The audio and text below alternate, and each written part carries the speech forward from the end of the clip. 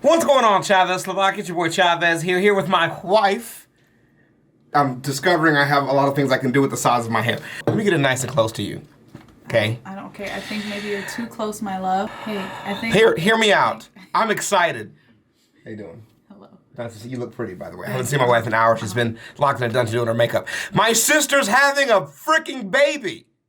A real baby. Not Like a real life, unpuntable cheesecake. Why did you say Cute ass cheesecake of a baby. Why did you say unpuntable? Don't do that. I would never punt your sister's baby. I'm not talking to you specifically. Just the people around you specifically. I'm just saying there's only 2 people in this room and only one of them has ever talked about punting babies. Baby! Baby. It's finally here. I'm excited. I'm gonna be a triple uncle. You know how in basketball they have triple double? I'm a triple uncle. Stephen Curry stats of unclehood. My love. Yes? That is not how being an uncle works. Well, I was a double uncle when I had a niece and a nephew. Now I'm going niece, nephew, triple uncle. You know... Triple stats. What Dr. D said? Who, Dr. Who? When I told her Dr. D. Deal. She said, oh, that's congrats, you have a new nibbling. Yeah. And I was like, that makes so much sense because people always talk about eating babies. So, you know, they're like, yeah, always. a nibbling. All the time. You know? So that has nothing to do with what we're here to do today, but now you know that's what we have going on in our real life. We're here to watch Mortician video part 2. You nibble on the baby. Okay. I have to cut it off there because of the whole, I got strikes, I got community strikes on my videos. For just stuff, like they just don't even tell you what, they just like put a video up and go, we don't like this. So now we can't talk about nibbling eating children. So here we go. I've learned nothing. Mortician answers more questions about dead bodies. I like this guy a lot. He's great. Oh my gosh. I hope he outlives me. He's so friendly. Yeah. He looks dope for a mortician. They found out, what's the word you used last time to describe his person? Oh, I don't remember. Whatever, he looks dope. He's very personable. Yeah. For a mortician. Yeah. And that's funny. You know, they always say like, oh, the sense of humor of a mortician, but this mortician has an excellent sense of humor. Fantastic sense of humor. He's hilarious. He's really funny. I'm looking for a thing to wipe my glasses off because I smudged them when I did the whole thing. Okay, I'll just wipe them off here. All right, let's do it. Play. There are 2 ways to close a mouth. One involves turn you on. Turn yourself on. I forgot to turn myself on. Okay, here we go. Normally, I rely on you to do that. Boop, boop, boop, boop. Boop, boop, boop, demonetization. Wow. There are 2 ways to close a mouth. One involves actually what we call a needle. Demonetization. Demonetization. My husband puts the D in demonetization. Yeah! You're in it. Sorry, we're ready for the video. It's been a long time since I shot vids, so we're warming up. All right. Needle injector. So this is normally going into bone. Oh! So the wire holds it in place. Hello, I'm Victor M. Sweeney. That'll be the intro. All right, let's do it. Licensed funeral director and mortician, and this is part 2 of Mortician Sport. Wow. Wait, can we follow him? Is this his actual at? No, I think it's the at for the people who make the video. Ah, okay. All right. All right, first up, here's a question from lovely Nicole. How do morticians get into their profession? Like what inspired them or whatnot to want to pursue that career? That is such a fine question. It differs from mortician to mortician. Decades ago, it used to be more common that a funeral home was a family business. So it might be that your dad was a mortician and your grandpa before him, and you just follow in their footsteps to carry on that family business and keep up the family name. Today, most morticians are what we might call first-generation funeral directors. So they're going into it cold, they're learning the trade, and then going off on their own to either work for somebody or own their own funeral home. For myself, I always grew up kind of surrounded by death, if you will. I found my best friend dead in his bed when I was 4. I had a sister that was born before me that passed away, and we'd always visit her grave. And then for about 10 years when I was a kid, we lost a close family member, an aunt, an uncle, a grandparent, every year for about a decade. So I was around funerals a whole lot. It made me understand that this is something important and worth doing. Here's a question from... Oh my God. There are so many levels to this man's trauma. Yep. And he just coasted through like 17 years real quick like. He was 4 and found his best friend what? And he remembers. He didn't like they didn't like forget that at all. And then a member of his family died. That sounds like you have a serial killer on your hands, sir. Someone in your family is offing other members of your family. What a weird silver lining to be going to so many funerals and then realize this is a job that somebody needs to be doing. You know? Wow. Anthony Pyle. Can you be buried according to your heritage or beliefs? Yeah. In Colorado, for instance, there is one county that actually allows burial outside on a pyre. So you could build a, a burial pyre out of wood and light up Grandpa if you were in that county and you had proper write-off from the government. That's Next awesome. up, we have from... Yeah, that's awesome. Shoot off an arrow into my corpse. Yes. And then you can give out prizes. You know, hit him in a thigh, you get like a chicken no, we're dinner not or something. supposed to hit you. Huh? We're supposed to hit the funeral pyre. Don't that lay on top of the pyre like a cake topper? We don't want to hit you. Like a cake topper. Like when you get married, they put your body. A total random. Why do dead bodies get stiff? Rigor The proper mortis. term for the stiffening of bodies after death is called rigor mortis. Yeah. So this would be when the muscles of the body tense up until the tissues themselves start to break down a little bit. So if a body is in rigor and we don't want it to be, the best thing that we can do is what's called breaking rigor. Typically, you're going to see rigor mortis in the joints is where it's primarily going to be a problem. So to break rigor, all you actually have to do is manipulate those break them, joints don't you? forcefully. Yeah. And I'm talking bending those fingers way back. And after you do that a number of times, they'll loosen up. So then you can have the hands positioned properly. Our next question is from Alicia Wow. Wood. Will morticians give you a shower? Asking for a friend. It's a fine question because really we do bathe every deceased that comes Okay, through. So we'll that's wash nice. their bodies, That we'll is nice. shampoo their hair. But for your question, giving a shower, I cannot imagine trying to prop somebody up, trying to He is make that so happen. amused by Having them that. laying on a table and doing it while they're laying down and I don't have to hold them up with one arm Yeah. is definitely ideal. Okay. Here's all a right. question from Sovereign Insane. Good if name. somebody wished to be turned into a life-size doll after death, would it be legal? I don't think human tax- Absolutely I don't not. think human tax- Here's a question from VV Capitalism. How do morticians fix a body that was shot between the eyes? Like they just fill it in with silly closed putty? casket, One of the but- things that we do and we work very hard on is what we call restoration. What? When someone's shot between the eyes, What? provided the rest of their head is there and we just have a bullet hole, first we'd probably want to pack it with cotton or some other firmer material. And then on the topmost layer, we're going to cover it with what's called wax. This wax is called a surface restorer. So I'll show you how it works. Get out of here. So we have a wax. It's softer than candle wax, but when it's introduced to the heat of the hand, it tends to soften up. And then this wax we can use to wax over a wound. See how it covers it just like that? Wow. And then we can get the proper texture with stippling and with brushwork, and then color over it after that and try to blend it in. That's cool. That's awesome. Yeah, Yeah.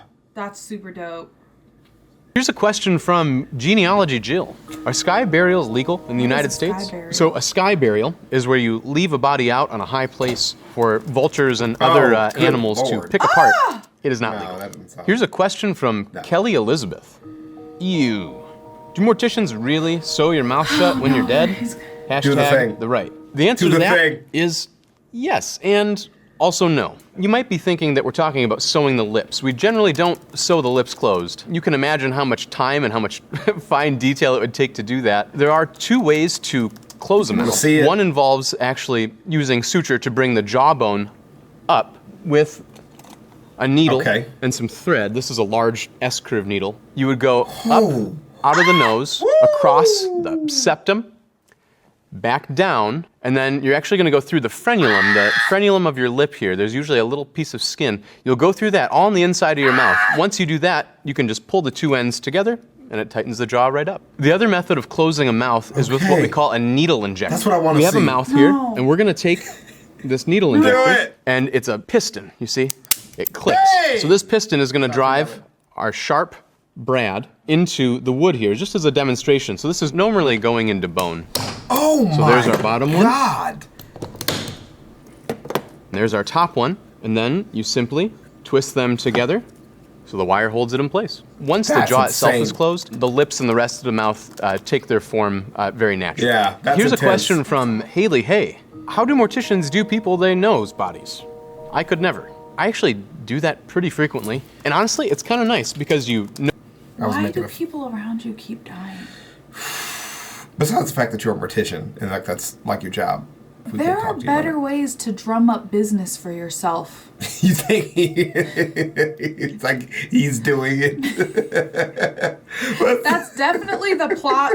That's definitely the plot of somebody's fucking free book on Amazon, for Right. sure. Yeah. But I'm just saying. Victor Sweeney is definitely the name of a mortician from a book. I was gonna say, there's no way that's his real name. Yeah, that's There's great. no way. Yeah. Know the person, you know how they do their hair, you know how they do their makeup, you know how they like to get dressed. And here's a question from Amber. When viewing insight. my grandmother for her funeral, I noticed her nose looked odd. Upon closer inspection, it appeared to have been squashed and carefully restructured. Is this a common occurrence? my nose. Amber, that is a good question, and I'm sorry that was your experience. I wouldn't say it's common, but it depends on the manner of death. So let's say someone passed away where they had a very quick heart attack and fell on onto her their face. It's possible their nose might have been broken, or maybe they laid on their nose for a number of hours and it maintained that squashed look. Yeah. Then it would be just as simple as straightening it out, maybe putting a little cotton in the nostrils to hold their shape, and then embalming the body so those tissues hold their shape. Wow. Here's a question from Got it. Tiffany Payne. Do breast implants get taken out? Why would you? 5 question Why marks. would you do that? Short answer, no. Our next question is Why from would they get taken out? That's I paid for these titties. I'm gonna be buried with them. There's What a the mortician fuck? out there. You came in natural. You go out natural. Cutting Like, BBLs out the That's what I'm cheeks. saying. What are you talking about? Okay, so you know how like in the old days they used to like bury you with like coins and stuff so that you had like fare to like cross the river, Styx, whatever, Yeah. right? Coins on the eyes. Yeah. Yeah, all kinds of. I mean, they used to bury you with all kinds of stuff. If you were a cat, it was real unfortunate for you, right? Yeah. But like it's like that, but with like your titties. Exactly. Yeah. You Yeah, know, like your this is- memento into the afterlife. Yeah. Yeah. Yeah. The old bodies, like the 1960 bodies, they're pissed off. Like they came in flat as a board. This bitch over here showing out. How come she? All these 2000s bodies coming in look fucking fantastic. What's happening? Oh no. Ot. How do morticians decide what to do with the dead person's arms? What do you mean? So that's kind of an interesting question. Traditionally, the hands are placed over the Oh. umbilicus, so over the navel. I was like, do you mean like how do they decide to keep them? Why would they get rid of people's arms? I get it now. I understand what's happening. I'm so sorry.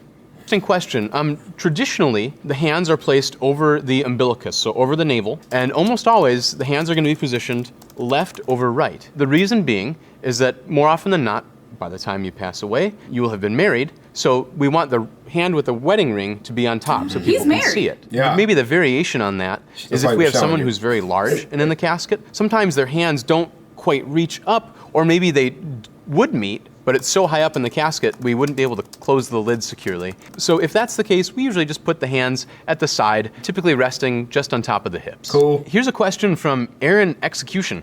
I wanted to go into the field of work back in the day, but I was afraid of how it would affect me. What's one situation that's affected you the most, good and bad? Could that line of work cause PTSD? That's what I'm worried about with you, Well, man. the truth of it is, it can be a very emotionally taxing Right. job. You do see a lot of things that you just don't want to see. Graphic injury, increasingly decaying bodies, Oof. burying children. All those things Oh, are really, no. I really, didn't really think hard. about that. But there are a lot of good Yeah, things no. too. For instance, when you come across a situation like that, you're in a position to actually help a family in a way that really nobody else can. As for it causing PTSD, maybe. I think it depends on the person. But I think if you put the idea that you're there to help first, kind of before your own emotional investment in it, that's probably the ticket to keeping you free of those kind of debilitating anxieties. Okay. It's one of them answers where, you'll see emotion drain from people's face as they try to comprehend what he's Yeah. saying. And I cannot even begin to put myself in a situation where I No. could bury a kid and be No like, babies. I'm helping. babies. It's true. It doesn't make it not true,